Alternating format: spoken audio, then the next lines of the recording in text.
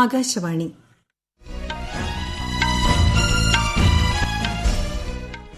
നമസ്കാരം. വാർത്തകൾ വായിക്കുന്നത് സുവർണ.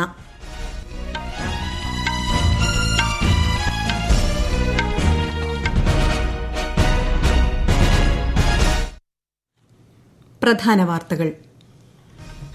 ഫിജി, ന്യൂസിലൻഡ്, തിമോർ ലെസ്തെ രാഷ്ട്ര സന്ദർശനം പൂർത്തിയാക്കി രാഷ്ട്രപതി ദ്രൌപദി മുർമു ന്യൂഡൽഹിയിൽ തിരിച്ചെത്തി.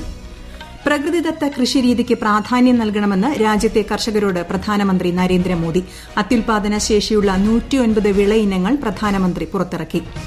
പാരീസ് ഒളിമ്പിക്സിന് ഇന്ന് കൊടിയിറക്കം. സമാപന ചടങ്ങ് ഇന്ന് അർദ്ധരാത്രി. PR ശ്രീജേഷും മനു ഭാക്കറും ഇന്ത്യൻ പതാകയേന്തും. ഇന്ത്യയും മാൽദീവ്സും തമ്മിലുള്ള സഹകരണം പാരമ്പര്യ വിഷയങ്ങൾക്കപ്പുറം വിവിധ തലങ്ങളിലേക്ക് വ്യാപിച്ചതായി വിദേശകാര്യമന്ത്രി S. ജയശങ്കർ. സ്ത്രീകളുടെയും കുട്ടികളുടെയും ക്ഷേമത്തിനായി കേന്ദ്രവും സംസ്ഥാനങ്ങളും സഹകരിച്ചു പ്രവർത്തിക്കണമെന്ന് കേന്ദ്രമന്ത്രി അന്നപൂർണ ദേവി. കേരളത്തിൽ നെല്ല് സംഭരണത്തിന് 50 കോടി രൂപ അനുവദിച്ചതായി ധനമന്ത്രി KN ബാലഗോപാൽ.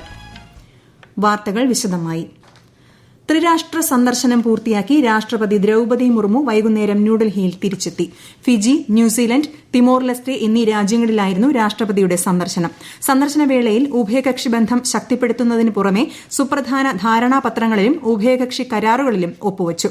ഇന്ത്യൻ പ്രവാസികളുമായുള്ള പ്രത്യേക ഇടപെടൽ സന്ദർശനത്തിൽ ശ്രദ്ധേയമായി. പ്രകൃതിദത്ത കൃഷിരീതിക്ക് പ്രാധാന്യം നൽകണമെന്ന് രാജ്യത്തെ കർഷകരോട് പ്രധാനമന്ത്രി നരേന്ദ്രമോദി. അത്യുൽപാദന ശേഷിയുള്ളതും കാലാവസ്ഥാ മാറ്റത്തെ അതിജീവിക്കുന്നതുമായ 109 കാർഷിക വിളയിനങ്ങൾ പ്രധാനമന്ത്രി നരേന്ദ്രമോദി ന്യൂഡൽഹിയിൽ പുറത്തിറക്കി. രാജ്യത്തെ കർഷകരെ ശക്തിപ്പെടുത്താൻ കേന്ദ്ര സർക്കാർ പ്രതിജ്ഞാബദ്ധമാണെന്നും പ്രധാനമന്ത്രി പറഞ്ഞു.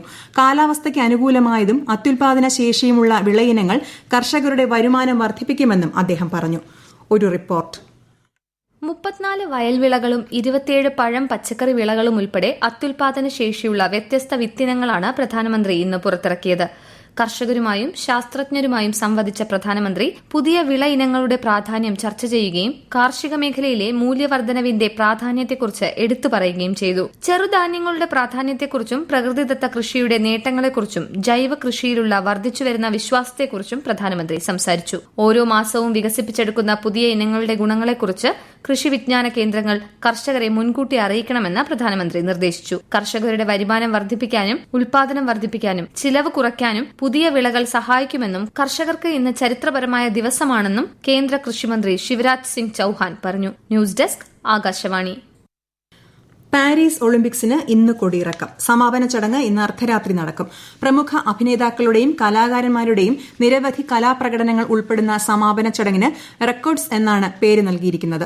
സമാപന ചടങ്ങിനൊടുവിൽ 2028 അടുത്ത ഒളിമ്പിക്സിന് വേദിയാവുന്ന ലോസ് ഏഞ്ചൽസ് പ്രതിനിധികൾക്ക് ഒളിമ്പിക് പതാക കൈമാറും. 33ാമത് ഒളിമ്പിക്സിന്റെ സമാപന ചടങ്ങിൽ PR ശ്രീജേഷും മനു ഭാക്കറും ഇന്ത്യൻ പതാകയേന്തും. മലയാളി ഗോൾ കീപ്പർ PR ശ്രീജേഷിന്റെ വിരമിക്കലിന് കൂടി പാരീസ് ഒളിമ്പിക്സ് വേദിയായി.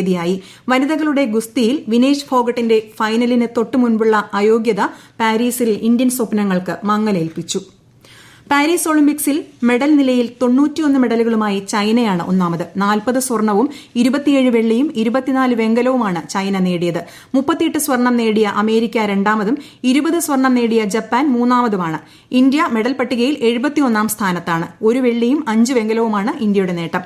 ഇന്ത്യയ്ക്ക് വേണ്ടി ആദ്യ മെഡൽ നേടിയത് മനു ഭാക്കറാണ്. ഷൂട്ടിംഗിൽ വെങ്കലം നേടിയ മനു ഭാക്കർ ഈ നേട്ടം സ്വന്തമാക്കുന്ന ആദ്യ ഇന്ത്യൻ വനിതയായി. 10 മീറ്റർ എയർ പിസ്റ്റൾ മിക്സഡ് ഇനത്തിൽ സരബ്ജോത് സിംഗിനൊപ്പം വെങ്കലവും സ്വന്തമാക്കി.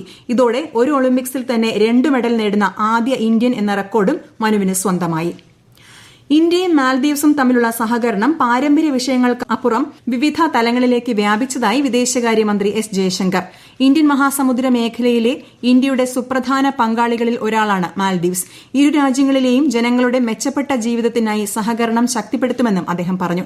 ഇന്ത്യയുടെ സഹകരണത്തോടെ നടപ്പിലാക്കുന്ന അഡ്ഡു നഗരത്തിന്റെ പുനരുദ്ധാരണ പദ്ധതിയും തീരസംരക്ഷണ പദ്ധതിയും ഉദ്ഘാടനം ചെയ്യുകയായിരുന്നു ശ്രീ ജയശങ്കർ. പ്രദേശത്തെ തൊഴിൽ, വ്യാപാരം തുടങ്ങിയവയുടെ വളർച്ചയ്ക്ക് ഈ പദ്ധതികൾ സഹായകമാകുമെന്നും വിദേശകാര്യമന്ത്രി പറഞ്ഞു. രാജ്യമെമ്പാടുമുള്ള സ്ത്രീകളുടെയും കുട്ടികളുടെയും ക്ഷേമത്തിനായി കേന്ദ്രവും സംസ്ഥാനങ്ങളും സഹകരിച്ച് പ്രവർത്തിക്കണമെന്ന് കേന്ദ്രമന്ത്രി അന്നപൂർണ ദേവി. സംസ്ഥാനങ്ങളിലെ വനിതാ ശിശു വികസന മന്ത്രിമാർ, കേന്ദ്രഭരണ പ്രദേശങ്ങളിലെ അഡ്മിനിസ്ട്രേറ്റർമാർ എന്നിവരുമായി നടത്തിയ ഓൺലൈൻ യോഗത്തിലാണ് മന്ത്രി ഇക്കാര്യം പറഞ്ഞത്. മന്ത്രാലയം നടപ്പാക്കുന്ന പോഷൻ 2.0, വാത്സല്യ, ശക്തി തുടങ്ങിയ പദ്ധതികൾക്ക് കേന്ദ്രമന്ത്രി യോഗത്തിൽ ഊന്നൽ നൽകി. ഈ വാർത്തകൾ ആകാശവാണിയിൽ നിന്ന്. ആകാശവാണി വാർത്തകളും വാർത്താധിഷ്ഠിത പരിപാടികളും all India radio news Thiruvananthapuram എന്ന യൂട്യൂബ് ചാനലിൽ ലഭ്യമാണ്. കൂടുതൽ വാർത്തകൾക്കായി @all India radio news Thiruvananthapuram എന്ന ഫേസ്ബുക്ക് പേജും @AER_TVM എന്ന എക്സ് ഹാൻഡിലും സന്ദർശിക്കാം. മുൻ വിദേശകാര്യമന്ത്രി നട്വർ സിംഗിന്റെ വിയോഗത്തിൽ പ്രധാനമന്ത്രി നരേന്ദ്രമോദി അഗാധമായ ദുഃഖം രേഖപ്പെടുത്തി. നയതന്ത്ര ലോകത്തിനും വിദേശ നയത്തിനും അദ്ദേഹം നൽകിയ സമ്പന്നമായ സംഭാവനകളെ പ്രധാനമന്ത്രി അനുസ്മരിച്ചു. കേരളത്തിൽ നെല്ല് സംഭരണത്തിന് സംസ്ഥാന സിവിൽ സപ്ലൈസ് കോർപ്പറേഷന് 50 കോടി രൂപ അനുവദിച്ചതായി ധനകാര്യമന്ത്രി KN ബാലഗോപാൽ. കേന്ദ്ര സർക്കാർ വിഹിതത്തിൽ 207 കോടി രൂപ കുടിശ്ശിക നിലനിൽക്കുന്ന സാഹചര്യത്തിലാണ് നിലവിലെ സീസണിലെ നെല്ലിന്റെ വില കർഷകർക്ക് വിതരണം ചെയ്യുന്നുവെന്ന് ഉറപ്പാക്കാൻ സംസ്ഥാന സർക്കാർ തുക അനുവദിച്ചത്. നെല്ല് ഏറ്റെടുത്താൽ ഉടൻ കർഷകന് വില ലഭിക്കുന്നുവെന്ന് സംസ്ഥാന സർക്കാർ ഉറപ്പാക്കുന്നുവെന്നും മന്ത്രി വ്യക്തമാക്കി. കേരളത്തിലെ വിവിധ ജില്ലകളിൽ അടുത്ത 5 ദിവസം ശക്തമായ മഴ തുടരുമെന്ന് കേന്ദ്ര കാലാവസ്ഥാ വകുപ്പ്. ഇന്ന് പാലക്കാട്, മലപ്പുറം ജില്ലകളിൽ തീവ്ര മഴയ്ക്ക് സാധ്യതയെന്ന് മുന്നറിയിപ്പുണ്ട്.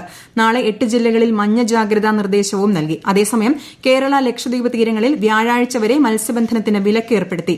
ശക്തമായ മഴ പെയ്യുന്ന പ്രദേശങ്ങളിൽ ഉരുൾപൊട്ടൽ, മണ്ണിടിച്ചിൽ, വെള്ളപ്പൊക്കം എന്നിവയ്ക്കെതിരെ ജാഗ്രത പാലിക്കണമെന്ന് കാലാവസ്ഥാ നിരീക്ഷണ കേന്ദ്രം അറിയിച്ചു. നിറപുത്തരി പൂജയ്ക്കായി ശബരിമല ക്ഷേത്ര നട തുറന്നു. നാളെ പുലർച്ചെ 5:45-നും 6:30-നും ഇടയിലാണ് നിറപുത്തരി പൂജകൾ നടക്കുക. പൂജകൾ പൂർത്തിയാക്കി നാളെ രാത്രി 10-ന് അടയ്ക്കുന്ന ക്ഷേത്രനട ചിങ്ങമാസ പൂജയ്ക്കായി വീണ്ടും ഈ മാസം 16-ന് തുറക്കും. ബംഗ്ലാദേശിൽ ന്യൂനപക്ഷ സമുദായങ്ങൾക്കെതിരെയുള്ള അക്രമങ്ങളെ ഇടക്കാല ഗവൺമെന്റ് തലവൻ മുഹമ്മദ് യൂനുസ് അപലപിച്ചു.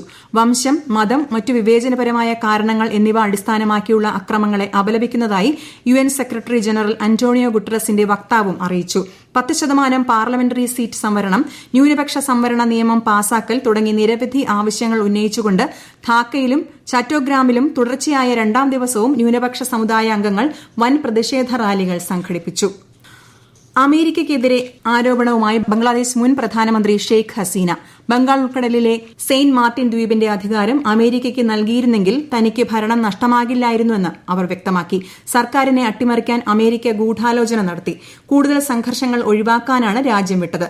എത്രയും വേഗം തിരിച്ച് ബംഗ്ലാദേശിൽ എത്തുമെന്നും ഷെയ്ഖ് ഹസീന പറഞ്ഞു. ഉരുൾപൊട്ടൽ ദുരന്തമുണ്ടായ വയനാട്ടിലെ മുണ്ടക്കയിൽ ഇന്നത്തെ ജനകീയ തെരച്ചിൽ അവസാനിപ്പിച്ചു. മഴ തുടരുന്ന സാഹചര്യത്തിലാണ് തീരുമാനം. തിരച്ചിലിൽ ഇന്നും ശരീരഭാഗങ്ങൾ കണ്ടെത്തി.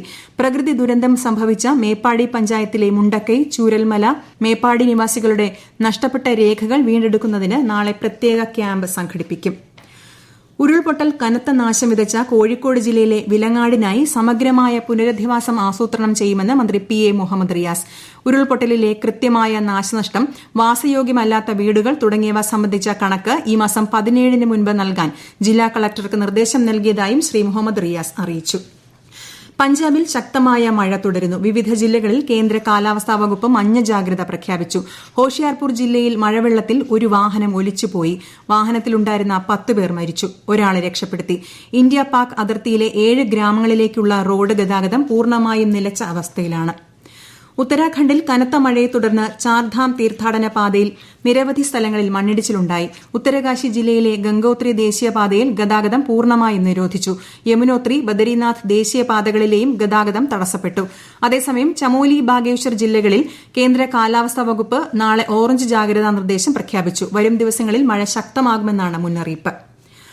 പ്രധാനമന്ത്രി ഗതിശക്തി പദ്ധതിയുടെ ദക്ഷിണ മേഖല ജില്ലാതല ശേഷി വികസന ശില്പശാല ചൊവ്വാഴ്ച തിരുവനന്തപുരത്ത് നടക്കും. 5 ദക്ഷിണേന്ത്യൻ സംസ്ഥാനങ്ങളിലെ വിവിധ ജില്ലകളെ ഉൾപ്പെടുത്തിയാണ് പരിപാടി. വ്യവസായ മന്ത്രി P രാജീവ്, ജില്ലാ കളക്ടർമാർ, കേന്ദ്ര സംസ്ഥാന ഉദ്യോഗസ്ഥർ തുടങ്ങിയവർ പങ്കെടുക്കും. പ്രധാന വാർത്തകൾ വീണ്ടും. ഫിജി, ന്യൂസിലൻഡ്, തിമോർ ലെസ്തെ രാഷ്ട്ര സന്ദർശനം പൂർത്തിയാക്കി രാഷ്ട്രപതി ദ്രൌപദി മുർമു ന്യൂഡൽഹിയിൽ തിരിച്ചെത്തി. പ്രകൃതിദത്ത കൃഷിരീതിക്ക് പ്രാധാന്യം നൽകണമെന്ന് രാജ്യത്തെ കർഷകരോട് പ്രധാനമന്ത്രി നരേന്ദ്രമോദി. അത്യുൽപാദന ശേഷിയുള്ള 109 വിളയിനങ്ങൾ പ്രധാനമന്ത്രി പുറത്തിറക്കി. പാരീസ് ഒളിമ്പിക്സിന് ഇന്ന് കൊടിയിറക്കം. സമാപന ചടങ്ങ് ഇന്ന് അർദ്ധരാത്രി. PR ശ്രീജേഷും മനു ഭാക്കറും ഇന്ത്യൻ പതാകയേന്തും. ഇന്ത്യയും മാൽദീവ്സും തമ്മിലുള്ള സഹകരണം പാരമ്പര്യ വിഷയങ്ങൾക്കപ്പുറം വിവിധ തലങ്ങളിലേക്ക് വ്യാപിച്ചതായി വിദേശകാര്യമന്ത്രി S ജയശങ്കർ. സ്ത്രീകളുടെയും കുട്ടികളുടെയും ക്ഷേമത്തിനായി കേന്ദ്രവും സംസ്ഥാനങ്ങളും സഹകരിച്ച് പ്രവർത്തിക്കണമെന്ന് കേന്ദ്രമന്ത്രി അന്നപൂർണ ദേവി. കേരളത്തിൽ നെല്ല് സംഭരണത്തിന് 50 കോടി രൂപ അനുവദിച്ചതായി ധനമന്ത്രി KN ബാലഗോപാൽ. വാർത്തകൾ കഴിഞ്ഞു. അടുത്ത വാർത്താ പ്രക്ഷേപണം 8:35-ന്.